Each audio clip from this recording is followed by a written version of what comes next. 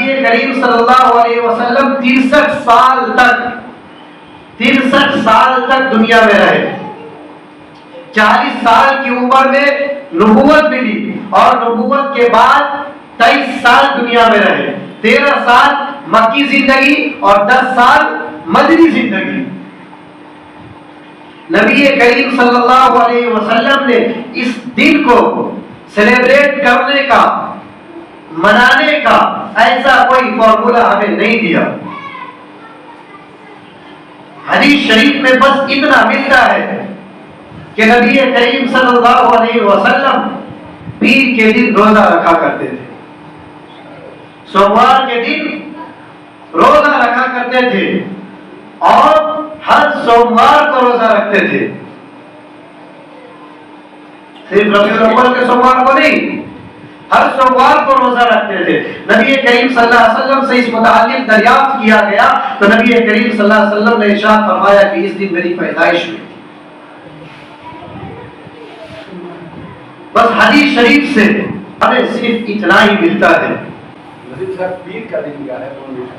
سوموار، منڈے. ہر منڈے؟ ہاں، ہر منڈے کو نبی کریم صلی اللہ علیہ وسلم روزہ رکھا کرتے تھے. یہ حدیث شریف میں ملتا ہے. اور وہ پیر کا دن بولتا ہے. جی وہ پیر کا دن بولتا ہے. جی پیر کے دن نبی کریم صلی اللہ علیہ وسلم کی پیدائش ہوئی. پورے سال کے ہر منڈے. ہاں، اور ہر پیر کو نبی کریم صلی اللہ علیہ وسلم روزہ رکھا کرتے تھے. نبی کریم صلی اللہ علیہ وسلم سے اس متعلق جب پوچھا گیا تو نبی کریم صلی اللہ علیہ وسلم نے ارشاد فرمایا کہ اس دن میری پیدائش ہوئی جس کی وجہ سے میں روزہ رکھتا ہوں منڈے کو. تو میرے بھائیوں، اس کے علاوہ اور اس دن کوئی سیلیبریشن، چاہے وہ اگر بچپن سے دیکھا جائے تو 63 سال کی عمر یا نبوت ملنے کے بعد سے دیکھا جائے تو 23 سال کی عمر. نبوت کو تھوڑا بول دیجیے، نبوت کیا ہے؟ نبوت یعنی جب نبی بنائے گئے تو 23 سال کی نبوت ملنے کے بعد، یعنی نبی بنائے جانے کے بعد کیا ہے؟ 23 سال کی عمر. یہ جو نبی کریم صلی اللہ علیہ وسلم نبی بنائے جانے کے بعد جو 23 سال کا عرصہ گزرا، اس میں کہیں بھی کوئی سیلیبریشن، کوئی جشن منانے کا کہیں کوئی تصور نہیں ہے. اسی طرح نبی کریم صلی اللہ علیہ وسلم اگر یہ کوئی موقع ہوتا، جیسے کہ ہم لوگوں نے نام دے رکھا ہے عید میلاد النبی، عید میلاد النبی، جبکہ عید تو 2 ہے. اسلام میں کتنی عید ہے؟ صرف 2 عید ہے، عید اور بقرہ عید. مسلمان ایک چھوٹی عید جمعہ کو مانتا ہے، چونکہ لگ بھگ عید میں جو ہوتا ہے لگ بھگ اسی طرح جمعہ میں بھی ہوتا ہے کہ امام خطبہ دیتا ہے، 2 رکعت نماز ہوتی ہے نا.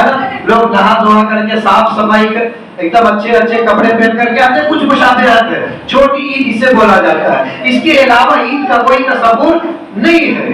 اگر یہ عید ہوتا تو پھر حکم بھی ہوتا، کہا بھی جاتا کہ اس میں کیا کرنا ہے، 12 ربیع الاول کو کیا کرنا ہے. کچھ احکامات تو ہوتے، نبی کریم صلی اللہ علیہ وسلم کا کچھ میسج تو ہوتا امت کے نام، کچھ پیغام تو ہوتا امت کے نام کہ اس عید کو تمہیں یہ کرنا ہے، اس 12 ربیع الاول کو تمہیں یہ کرنا ہے. کہیں آپ کو نہیں ملے گا، کوئی پیغام نہیں، کوئی میسج نہیں. آپ دور دیکھیے، خود نبی کریم صلی اللہ علیہ وسلم نبی بنائے جانے کے بعد 23 سال تک دنیا میں رہے، کوئی سیلیبریشن نہیں. نبی کریم صلی اللہ علیہ وسلم کے بعد 4 خلیفۃ المؤمنین، سب سے بڑے خلیفہ حضرت ابو بکر صدیق رضی اللہ تعالیٰ عنہ کا دور خلافت دیکھ لیجئے، کہیں کوئی سیلیبریشن نہیں، کوئی جلوس نہیں، کوئی جشن نہیں. حضرت عمر فاروق رضی اللہ عنہ کا دور خلافت دیکھیے، کہیں کوئی جلوس نہیں، کوئی جشن نہیں. اسی طرح حضرت عثمان رضی اللہ عنہ کا دور خلافت دیکھ لیجئے، حضرت علی رضی اللہ عنہ کا دور خلافت دیکھ لیجئے. پھر یہاں سے لے کر کے آپ خلافت عثمانیہ تک آئیے، کہیں آپ کو نہیں ملے گا. ائمہ مجتہدین 4 امام بڑے مشہور ہیں، سب کوئی ساری دنیا اس کو اتباع کرتی ہے، ساری دنیا تقلید کرتی ہے. कितने बड़े बड़े इमाम, चारों इमामों ने अपनी जितनी जिंदगी पाई, कभी अपनी जिंदगी में ना तो किसी जुलूस की तारीफ की, ना कभी निकलने को कहा, ना कभी इस तरह का कोई नबी करीम सल्लल्लाहु अलैहि वसल्लम के बर्थडे को सेलिब्रेट किया, कहीं कोई इसका कोई तस्वुर नहीं मिलता। अगर आप हिस्ट्री पढ़िए, आप पढ़िए, आप पता कीजिए तो ये बर्थडे सेलिब्रेशन कहां से आया, तो आपको पता चलेगा ये अंग्रेजों की देन है। अगर आप पढ़िए, आप पता कीजिए तो ये हिंदुस्तान की भी संस्कृति नहीं रही है। बर्थडे सेलिब्रेशन हिंदू भाइयों में भी नहीं रहा है, ये अंग्रेजों की देन है। अंग्रेजों ने दिया और उसे लोगों ने अपनाया। लेकिन हमारे यहाँ इस्लाम में किसी के तरीके को अपनाना दुरुस्त नहीं है। हम न किसी अंग्रेज के तरीके को ले सकते हैं, न किसी और के तरीके को ले सकते हैं। हमारे लिए तो नबी करीम सल्लल्लाहु अलैहि वसल्लम का तरीका ही सलाखों पर हम अपनाएंगे तो नबी करीम सल्लल्लाहु अलैहि वसल्लम के तरीके को अपनाएंगे। अगर हम नबी करीम सल्लल्लाहु अलैहि वसल्लम के तरीके के खिलाफ जाएंगे तो हमें कामयाबी नहीं मिलेगी। खिलाफ राह पैगंबर कदम जो भी उठाएगा कभी रास्ता न पाएगा, कभी मंजिल न पाएगा। मेरे भाइयों, क्योंकि ये रिवायत रही है, इस्लाम अगर कोई अहकाम नाफिज करता है तो उसका मुकम्मल तरीका बताता है। आप नमाज देखिए, दूसरे रोजे देखिए, दूसरे इबादत को देखिए, जो करने के लिए कहा गया था उसको पूरा तरीका भी बतलाया गया। यहाँ कुछ भी नहीं बताया गया, बिल्कुल हदीस खामोश, कुरान जो है इस सिलसिले में बिल्कुल खामोश। पता चला कि यहाँ कुछ करने को है ही नहीं है। हाँ, अगर नबी करीम सल्लल्लाहु अलैहि वसल्लम की मोहब्बत में हम इतने आगे हैं तो हमें चाहिए कि नबी करीम सल्लल्लाहु अलैहि वसल्लम ने जिस तरह हर सोमवार को रोजा रखा, अब भी हर सोमवार को क्या करें, रोजा रखे। अगर हमें वाक़ईतन नबी करीम सल्लल्लाहु अलैहि वसल्लम को फॉलो करना है, वाक़ईतन नबी करीम सल्लल्लाहु अलैहि वसल्लम की जिंदगी के मुताबिक अपनी जिंदगी को करना है, तो क्या करना है मेरे भाइयों, क्या करना है, हर सोमवार को रोजा रखना है। तो मेरे भाइयों, ये बिदअत और खुराफात हमारे अंदर दरअसल जन्म ले लिया है। नबी करीम सल्लल्लाहु अलैहि वसल्लम की मोहब्बत में हम गुलू करने लगे हैं, इतने ज्यादा गुलू करने लगे हैं, इतने ज्यादा आगे बढ़ गए हैं कि हमने खिलाफ सुन्नत काम करना शुरू कर दिया है। हमने खिलाफ सुन्नत काम करना शुरू कर दिया है। अगर हमने नबी करीम सल्लल्लाहु अलैहि वसल्लम की बात माननी है तो हम नमाजें पढ़े, रोजे रखे, नबी करीम सल्लल्लाहु अलैहि वसल्लम ने जैसी जिंदगी गुजारने के लिए कहा वैसा करें। जो कहा गया वो तो करते नहीं है, जो नहीं कहा गया उसमें बड़े आगे रहते हैं हम, है ना। किसी ने कहा है ना कि नबी का नाम सुनते ही क्या है, झूम जाते हैं, और नबी का हुक्म सुनते ही घूम जाते हैं। आज हमारा हाल वही हो गया है कि करने को कुछ नहीं, नबी करीम सल्लल्लाहु अलैहि वसल्लम की बात मानने को कुछ नहीं। आप तो हम फेल है, बिल्कुल जीरो है। हमारी मस्जिदें खाली होती है, नमाजी नहीं होते हमारी मस्जिदों में। क्यों? नबी करीम सल्लल्लाहु अलैहि वसल्लम ने नमाज पढ़ने के लिए नहीं कहा। नबी करीम सल्लल्लाहु अलैहि वसल्लम ने जितना जोर नमाज पर दिया, बताइए किसी चीज पर दिया हो? तो मेरे भाइयों, दरअसल आज रबीउल अव्वल के मौके से हमें नबी करीम सल्लल्लाहु अलैहि वसल्लम के मिशन को अपनाना है। जश्न मनाना असल नहीं है, हमें मिशन को अपनाना है। और रही बात खुशी की, तो किसे खुशी नहीं है? अपने नबी की विलादत पर किसे खुशी नहीं है? लेकिन ये सेलिब्रेट करना, केक काटना, बर्थडे मनाना, ये बिल्कुल नाजायज तरीका है। बाद में तो ऐसा तमाशा बना रखा है कि वीडियो आती है कि बताइए वो केक काटता हुआ नजर आता है, एक बंदा कोई केक काट रहा होता है। आप खुद सोचिए कि सेलिब्रेशन का क्या तरीका है। जिसका बर्थडे रहता है वही ना केक काटता है, जिसका बर्थडे रहता है मेरे भाइयों केक वो काटता है, और नबी करीम सल्लल्लाहु अलैहि वसल्लम की तरफ से कोई केक काट रहा होता है। बताइए वो नबी करीम सल्लल्लाहु अलैहि वसल्लम के बराबर हो गया, या वो नबी करीम सल्लल्लाहु अलैहि वसल्लम की जगह ले लिया वो कि नबी की तरफ से केक काट रहा है? जबकि जिन्होंने ये तरीका दिया अंग्रेजों ने, उनके यहाँ भी क्या है कि केक काटता हुआ है जिसका बर्थडे होता है। हमारे यहाँ भी घरों में लोग सेलिब्रेट करते हैं, देखते हैं हम लोग, تو کیا ہے؟ جس کا برتھ ڈے ہوتا ہے وہ کیک کاٹتا ہے، اور یہاں نبی کریم صلی اللہ علیہ وسلم کی طرف سے لوگ کیک کاٹ رہا ہے، ویڈیو وائرل ہو رہی ہے۔ تو میرے بھائیوں، کہنے کا مطلب یہ ہے کہ یہ سارا فتنہ ہے۔ اگر یہ فتنہ نہیں ہوتا تو آپ کو اس کا ثبوت جو ہے نبی کریم صلی اللہ علیہ وسلم کی زندگی سے ملتا۔ کل کو